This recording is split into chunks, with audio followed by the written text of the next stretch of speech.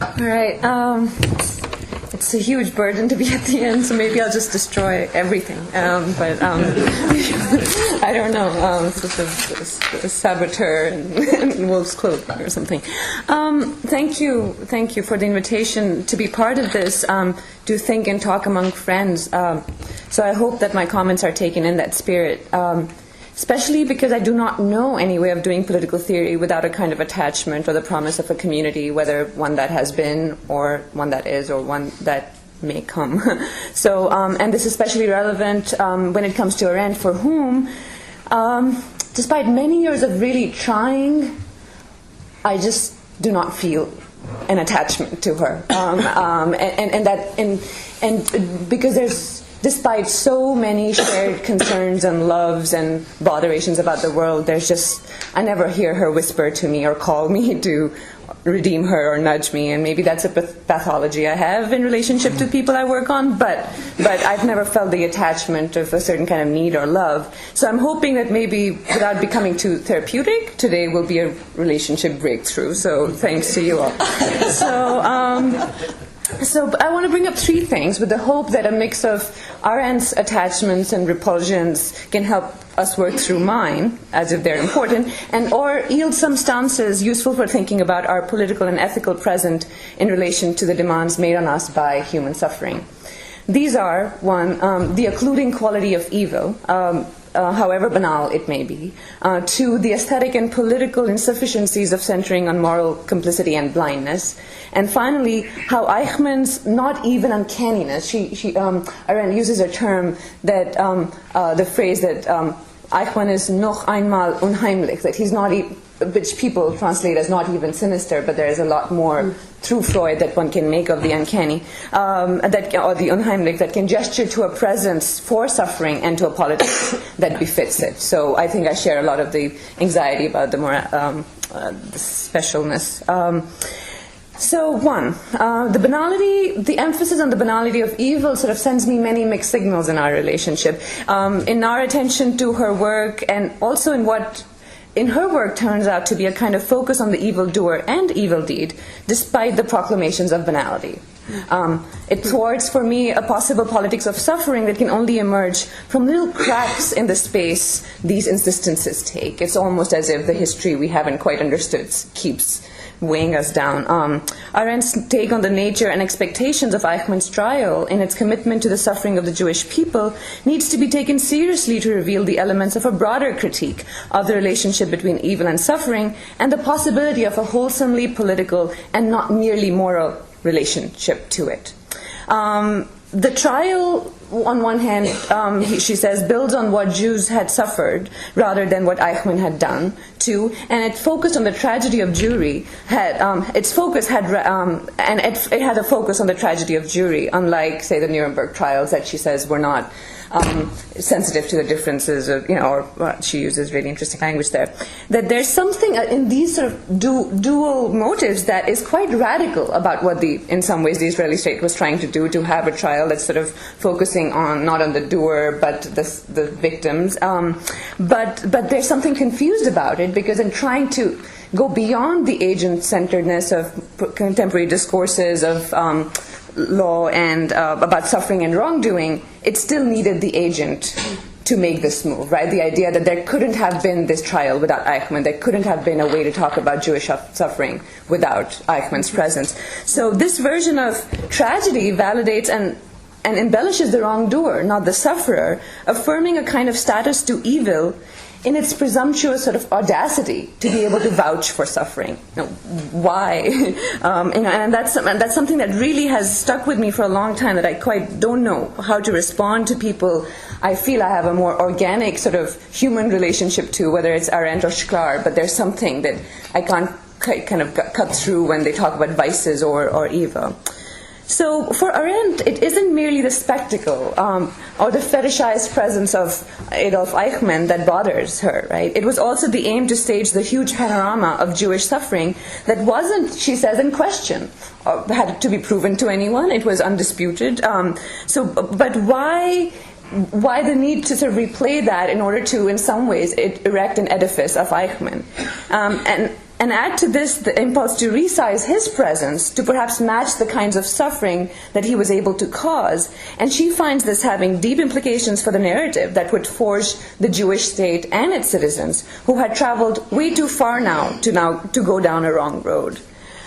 There's no part of me that can get drawn to the language of evil, and that's sort of the limit of my thought, which even when rendered unspectacular continues to render suffering recalcitrant, shapes it renders suffering reactive, and decisively deals with it in a kind of coping mechanism that I have wondered serves whom.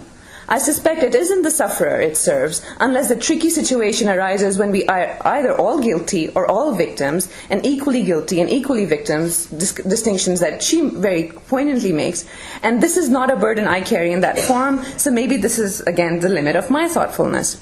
However, thinking with her, I see how her distaste for pathos and the dramatic garrulity of suffering that seems to be sacralized, and this is part of her problem with the civil rights movement, or all of the certain kind of injury sort of galore, for her, I think stems from how easy this makes God or demon out of who causes it, right? Arendt then dismisses the drama of suffering at the same time as she dismisses the specialness or glory that this brings to the wrongdoer. In seeing how the trial conditions the public response to their suffering by making it more public and more palatable, there's a point where she says that it was easy for people to just say these things that they could never have heard people in a person-to-person conversation, that the publicness of the Holocaust and the suffering around it made it somehow just more palatable for everyone, which of course might have a role, but I think she's not someone, given her relationship to how I feel or I want her to have a connection to or worry about what's happening to the suffering there. I think she's worried about what that does.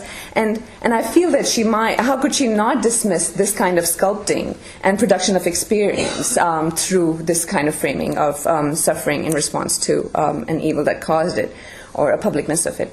In any case, for me, this may signal to some room for a different normative claim regarding the presence of suffering, in the making of which I would readily join Arendt. In this regard, I can grasp her move to render Eichmann and or his actions banal in a sort of clearing of brush, not a proverbial new beginning, but a very deliberate and conscious negotiation of how this suffering will be insinuated in what kinds of foundations for what kind of culture and existence. Certainly, much is at stake in what can be forced out of this suffering, choices made early on in terms of how the suffering ought to be indexed as a form of victimhood, needing Eichmann to call it real, seems to be a kind of commission or omission that could have not so great consequences in the life of the Jewish state and its people. Arendt's work thus needs to be taken beyond her to address what lies in the shadows of the edified banality of evil, to get to a form of suffering that isn't beholden, residual, or dwarfed next to the moral questions. 2. This is about the moral blindness issue, reflecting upon it, which is a charge that we were given today to reflect on that. With the exception of the famed passage in King Lear where this guy on the heat tells him to sort of see feelingly, right? A concern with blindness is far more determinative than invoking any number of other senses. So reflecting on blindness could entail, 1, wondering if there are unspoken imperatives to look in a given direction or to find something we're not seeing. Or 2, it brings up, by the emphasis on a kind of vision or its absence, the domain of aesthetic and sensuous experience beyond sight that gets determined through morality, and that, especially in relationship to the experience of suffering, might need to be attended to, and perhaps also detached, as like this, I like the very visual thing of just kind of prying it apart, detached from moral concerns and their certainties if necessary. What suffering does morality blind us to? And what is blinding about morality? Or still yet, how do we become blind to it or through it? And what possibilities of political reconstitutions and restitutions does it render peripheral or not an option? Arendt reminds us that the moral and the legal are separate. However, the complicity of the moral and the legal grants the state, and here I want to emphasize any state, its justifications, raising the question of how necessary a particular drama of suffering and victimhood is to a state, and where unharnessed suffering is much more threatening to it. This is where the coupling of moral suffering and evil, moral concerns with a right Hegelian flirtation with the state is perplexing to me. As if once suffering and evil have been desacralized, a sacrality has to be granted to the state, especially, which I feel that when she makes these ironic jabs at, oh, how hypocritical the Jewish state is, and, you know, all these things that, like, it's these deep hypocrisies and its bad policies, I don't know if she's a political scientist. Like, did she read way? I mean, there's a certain way that I wonder why, unless the state was made willy-nilly into something other than a state and sacralized in some manner, why would we be asking the questions of a state that we should already know? So I feel that there's a certain kind of hint at a romance, even if it's so full of a teasing romance, which is sort of like Arendt, right? Like, there's a lot about her that's like, you know, she would never quite completely come close to you. There's a, you know, she has this a strange dance, but so there's a certain way that so I feel alien to a mindset that against all forms of confessed rejections allows for the smuggled in romance of the kinds of imperfections a state must have, rather than to have a structural claim that goes something like, what else is something born of certain circumstances going to be, right? What else, what sort of state what can any state ever be? Well, I'm not trying to be glib here, because I do feel that there's something specific about, especially in the writing of socialist Zionists, where the state is far less de-emphasized, far more de-emphasized in relationship to a different kind of connection to land. And I mean, there are enough Hegelian sort of Zionists who are not going to go that route, but I think there is something there to be gotten at, that there's something less than flirtation that is possible with the state, or certainly I hope so. But so a centering of the question of the state and politics and moral considerations, in my view, is a bit tricky, right? I feel it apologizes for the forms of hierarchies and privileges that the politics of our world has experienced for centuries, that have all in some way determined what suffering matters and what doesn't. If the forms of conversations we have serve the purpose of drowning the conversation, not of some ethical, existential, moral, speculative nature, but of a substantially political one, of who must account for suffering, it isn't hard to imagine how those powers and discourses historically responsible outside of the narrow structures of blame are those who become the saviors overnight. And even those who were the criminals are not begrudged when Europe stands righteous and strong, untainted in its power and its claims, with no crack in its armor, and the suffering residing in concrete rubbles can either be examined in the unreflective sentimentality of displaced victimhood. Again, something on the terms, I mean, this is really important, right? Like, I mean,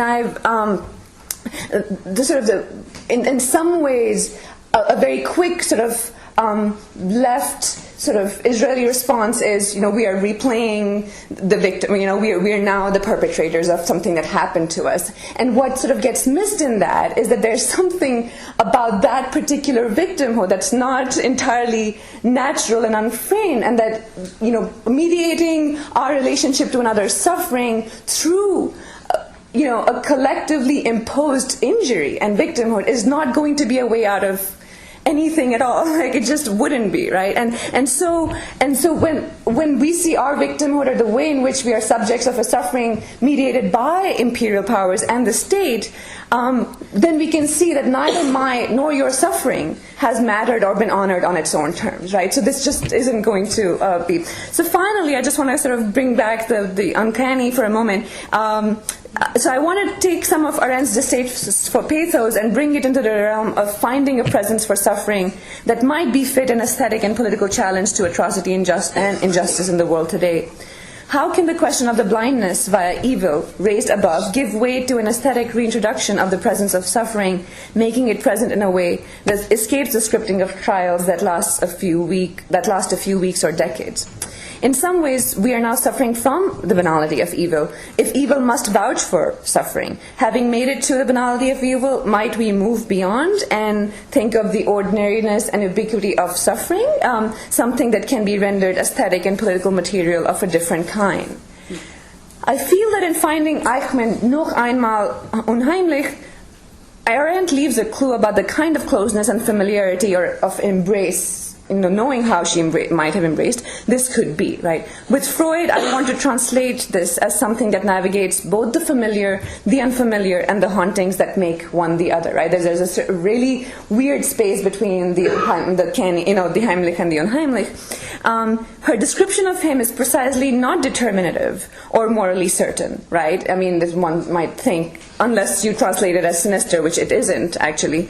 So there's something not completely clear or certain about it, and neither is it simply irrelevant, in my view, to an emergent sense of material suffering.